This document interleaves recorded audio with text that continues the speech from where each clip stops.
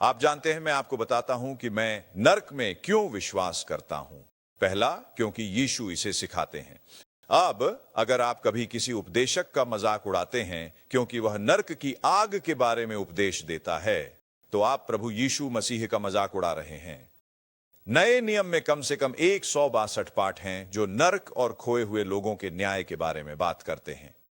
इनमें से 70 से अधिक यीशु मसीह ने स्वयं दिए थे।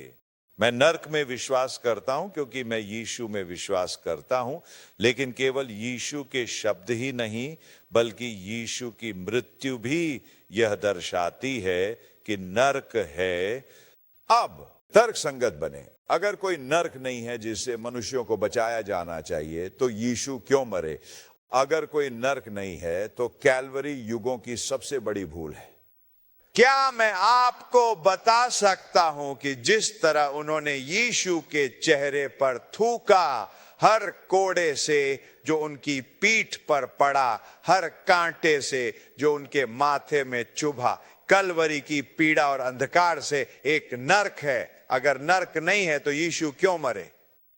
क्या आप मानते हैं कि कोई व्यक्ति बलात्कारी, हत्यारा या कुछ भी हो सकता है, आत्महत्या कर सकता है और सब कुछ खत्म हो जाता है? नहीं। मुझे यकीन है कि इसने प्रभु यीशु का दिल तोड़ दिया, लेकिन ये एक सच्चाई है। हो सकता है कि आप चूहों और सांपों से नफरत करते हो, लेकिन वे तथ्य हैं इस तथ्य से कि आप किसी चीज से नफरत करते हैं। नरक में अविश्वास उसे नहीं बदलता। अब यीशु हमें बताते हैं कि नरक कैसा होगा, और मैं चाहता हूं कि आप सुने। नरक एक दुखद स्थान है। यह इंद्रिय पीड़ा का स्थान है। आप नरक में महसूस करेंगे। इन पदों में जो मैंने पढ़े, पद 23, 24 और 25 में यीशु ने 3 बार यातना शब्द का उल्लेख किया है। नरक यातना का स्थान है। यदि आप नरक में जाते हैं तो आपको यातना दी जाएगी। अनादिकाल से लोग पूछते आ रहे हैं, क्या आप नरक में वास्तविक आग में विश्वास करते हैं? मैं इसे इस तरह से कहूंगा, मैं नरक में वास्तविक आग में विश्वास करता हूं। वास्तविक आग, चाहे जो भी हो, चाहे यीशु यहां किसी रूपक में कुछ ऐसा कह रहे हो जो वास्तविक चीज से भी बुरा हो, इससे कोई फर्क नहीं पड़ता। यीशु ने आग शब्द का उपयोग किया। सुनिए, यीशु ने मत्ती 25 अध्याय 41 पद में क्या कहा। तब वह बाईं ओर वालों से भी कहेगा, मुझसे दूर हो जाओ हे शापितों, उस अनंत आग में जो शैतान और उसके दूतों के लिए तैयार की गई है। अब अगर आपको नरक में आग का विचार पसंद नहीं है तो इसे यीशु से पूछें। इसे एड्रियन से मत पूछें, क्योंकि मैं आज परमेश्वर का वचन पढ़ रहा हूं। यीशु ने आग के बारे में बात की। मैं ये अधिक पसंद करूंगा कि यीशु मुझसे कहें, एड्रियन, तुमने मेरे शब्द को बहुत शाब्दिक रूप से लिया, बजाय इसके कि कहें, एड्रियन, तुमने इसे समझा दिया। अब जो भी हो, जो भी यीशु आग शब्द का उपयोग करके व्यक्त करना चाहते हैं, मैं आपको बताना चाहता हूं मित्र, आप वहां नहीं जाना चाहेंगे। और न केवल वहां शारीरिक पीड़ा होगी बल्कि भावनात्मक पीड़ा भी होगी। पद 25, अब्राहम इस अमीर आदमी से कहते हैं, बेटा याद रखो, क्या आप जानते हैं कि अगर आप नरक में जाते हैं तो आप अपनी याददाश्त भी साथ ले जाएंगे? मनोवैज्ञानिक हमें बताते हैं कि हम कभी भी वास्तव में, सच में कुछ भी नहीं भूलते। स्मृति नरक में ततैया की तरह डंक मारेगी।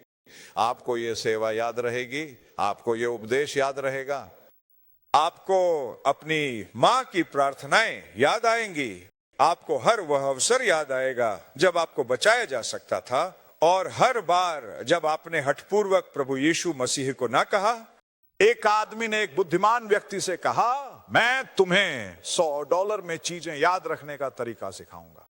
बुद्धिमान व्यक्ति ने कहा, मैं तुम्हें $1000 दूंगा अगर तुम मुझे कुछ चीजें भूलने का तरीका सिखा दो। लेकिन नरक में तुम याद रखोगे। और फिर न केवल वह इंद्रिय दुख है, न केवल वह भावनात्मक दुख है, वहां एक शाश्वत दुख भी है। पद 26 में अब्राहम ने कहा, देखो तुम यहां नहीं आ सकते, हम वहां नहीं जा सकते। वहां एक बड़ा खाई है, धर्मी और अधर्मी के बीच एक खाई है। अब इस जीवन में उस खाई को पार किया जा सकता है, लेकिन क्या आप जानते हैं हमें पद 26 में क्या सिखाता है? कोई दूसरा मौका नहीं है। मनुष्य के लिए एक बार मरना निश्चित है और इसके बाद न्याय। वहां अनंत दुख है, वहां आध्यात्मिक दुख है। पद 27 से 29 में नरक में यह व्यक्ति कहता है, लेकिन देखो मेरे 5 भाई हैं, सिर्फ किसी को भेजो जो मेरे भाइयों को गवाही दे सके। लाजर को भेजो, क्यों? अगर कोई मृतकों में से उठे तो वे विश्वास करेंगे। बेशक यीशु यह भविष्यवाणी कर रहे थे कि हालांकि वह कष्ट सहेंगे, खून बहाएंगे, मरेंगे और मृतकों में से उठेंगे, लोग फिर भी विश्वास नहीं करेंगे। और उन्होंने कहा नहीं, उनके पास मूसा और भविष्यद्वक्ता हैं, उनके पास पुराना नियम है, अगर वे उस पर विश्वास नहीं करेंगे तो वे विश्वास नहीं करेंगे भले ही कोई मृतकों में से उठे। अब दुख की बात यह है कि यह आदमी नर्क में अब अपने प्रियजनों के बारे में चिंतित होने लगा है और अब बहुत देर हो चुकी है। क्या आप जानते हैं कि आज इस इमारत में हम में से कई लोगों के साथ क्या गलत है? हम तब तक इंतजार करेंगे जब तक कि हमारे प्रियजनों के बारे में चिंतित होने में बहुत देर ना हो जाए। एक महिला ने मुझे फोन किया, उसने कहा पादरी पादरी पादरी। मैंने कहा रुको, खुद को संभालो। उसने कहा पादरी। मैंने कहा क्या हुआ? उसने कहा मेरे पिताजी नर्क में हैं, मेरे पिताजी नर्क में हैं, मेरे पिताजी नर्क में हैं। मैंने कहा तुम्हें ऐसा क्यों लगता है कि तुम्हारे पिताजी नर्क में हैं? उसने कहा मेरे पिताजी का आज सुबह निधन हो गया, मेरे पिताजी का उद्धार नहीं हुआ था, मेरे पिताजी नर्क में हैं। मैंने कहा आपके पिताजी नर्क में नहीं है? उसने कहा हाँ, मेरे पिताजी का उद्धार नहीं हुआ था। मैंने कहा नहीं, आपके पिताजी का उद्धार हुआ था। मैंने कहा मैं पिछले हफ्ते आपके पिताजी से मिलने गया था और उनसे बात की थी। उसके पिताजी एक मेडिकल डॉक्टर थे। मैंने आपके पिताजी से पूछा कि क्या वह यीशु को जानते हैं और उन्होंने कहा नहीं। मैंने उनसे पूछा कि क्या वो उद्धार पाना चाहते हैं? उन्होंने कहा हाँ। मैंने आपके पिताजी के साथ प्रार्थना की, आपके पिताजी ने अपना दिल यीशु मसीह को दिया, मेरा हाथ पकड़ा और मुझसे कहा कि उन्होंने मसीह पर अपने व्यक्तिगत उद्धारकर्ता के रूप में विश्वास किया। मैंने कहा आपके पिताजी नर्क में नहीं हैं, आपके पिताजी स्वर्ग में हैं, लेकिन मैं आपसे एक सवाल पूछना चाहता हूं, क्या आपने अपने पिताजी को गवाही दी? उसने कहा मैं करने वाली थी। मैंने कहा अगर यह आप पर निर्भर होता तो आपके पिताजी नर्क में होते। क्या आपके पास कोई प्रियजन है, कोई जिससे आप इस बारे में बात करने वाले हैं? यहां एक आदमी बहुत देर से कह रहा है किसी को मेरे भाइयों से इस बारे में बात करने के लिए भेजो। ओ नर्क की आध्यात्मिक पीड़ा। अब मुझे यह संदेश समाप्त करना होगा, लेकिन मैं आपको कुछ बताना चाहता हूं दोस्त, मेरी बात सुनो। एक नर्क है, मरने के 5 मिनट बाद आप नर्क में होंगे और आप कभी बाहर नहीं आ पाएंगे। नर्क में पहुंचने के लिए आपको वहां पहुंचने के लिए संघर्ष करना होगा। अगर आप नर्क में जाते हैं तो आपको नर्क में जाने के लिए मेहनत करनी होगी। आपको नर्क जाने में स्वर्ग जाने से अधिक कठिनाई होगी। आप ऐसा क्यों कहते हैं? आपको नर्क जाने के लिए कुछ पहाड़ों को पार करना होगा, आपको इस सेवा, उस संगीत को पार करना होगा जो हमने गाया है, उन प्रार्थनाओं को पार करना होगा जो हमने की हैं। आपको उस परमेश्वर के वचन को पार करना होगा जिसे मैंने आज अपने हाथ में रखा है और आपको सुनाया है। आपको इसे अपने पैरों के नीचे रखना होगा और इसे पार करना होगा ताकि नर्क तक पहुंच सके।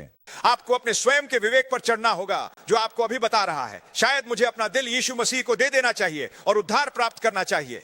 आपको नर्क में जाने के लिए उस पर चढ़ना होगा। आपको पवित्र आत्मा की प्रेरणा पर चढ़ना होगा जो आज इस भवन में है। आपको नर्क में जाने के लिए उस पर चढ़ना होगा। अगर आप नर्क में जाते हैं तो आपको यीशु मसीह के रक्त रंजित क्रॉस पर चढ़ना होगा। आपको नर्क में जाने के लिए कैलवरी पर्वत पर चढ़ना होगा। आपको उन लोगों की प्रार्थनाओं को पार करना होगा जिन्होंने आपके लिए प्रार्थना की है कि आप स्वर्ग जा सकें। आपको उन प्रार्थनाओं को पार करना होगा ताकि आप नर्क जा सकें। आपको अपने बेहतर निर्णय को पार करना होगा ताकि आप नर्क जा सके। लेकिन एक बार जब आप वहां पहुंच जाते हैं तो आप बाहर नहीं आएंगे। ओह मेरी आत्मा कहां होगी 5 मिनट बाद जब मैं मर जाऊंगा। यह हो सकता है कि यह आखिरी उपासना सेवा हो जिसमें आप कभी शामिल हो। यह हो सकता है कि यह आखिरी सुसमाचार संदेश हो जो आप कभी सुने। इसलिए मैं इसे आपके सामने बड़ा स्पष्ट और सीधा रखना चाहता हूं। आपको नरक में नहीं जाना है, आप बच सकते हैं। यीशु ने आपके लिए प्राण दिए। यीशु आपको आमंत्रित करते हैं और जो कोई चाहे आ सकता है। और मैं आपको इस पुस्तक के अधिकार पर वादा करता हूं जिससे मैं प्रचार करता हूं, यदि आज आप पश्चाताप और विश्वास में अपना हृदय यीशु मसीह को देंगे महोदय, वह आपको बचाएंगे और वह आपको हमेशा के लिए सुरक्षित रखेंगे। अपनी नियति के साथ जुआ मत खेलिए,